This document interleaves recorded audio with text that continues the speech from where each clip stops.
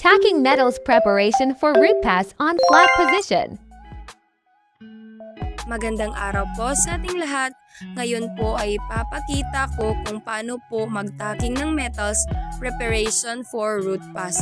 At ipapakita ko rin kung ano ang actual na mangyayari kapag nagwi-weld ang isang first-timer na trainee. Ito po talaga ang kadalasang nangyayari kapag nag-start na po ang isang first-timer na trainee na mag-spark ng kanyang electrode na naka-attach sa electrode handle. Most of the time ay hindi nila masustain yung pag-welding nila sa kadahilan ng hindi nila makontrol ang kanilang kamay.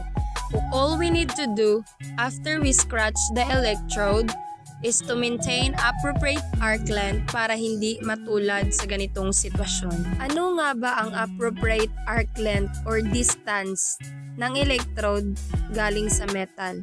The appropriate arc length should be equal to the diameter of the electrode. Since ang ginagamit natin na electrode is 3.2 mm or 1/8, so kinakailangang i-maintain natin ang 3.2 mm na arc length between the metal and the electrode para maiwasan ang pagdikit ng electrode sa base metal. Ikalawang dahilan kung bakit hindi sila makapag-sustain ng pag-welding ay hindi nila makita o sinasabi nila palagi na madilim talaga at hindi nila makita yung metal nila.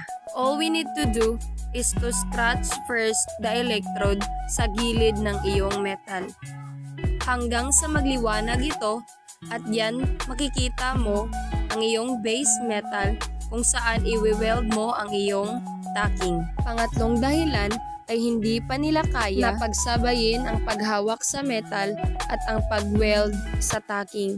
So kinakailangan nila ng companion or kasama na tutulong sa kanila sa paghawak sa metal.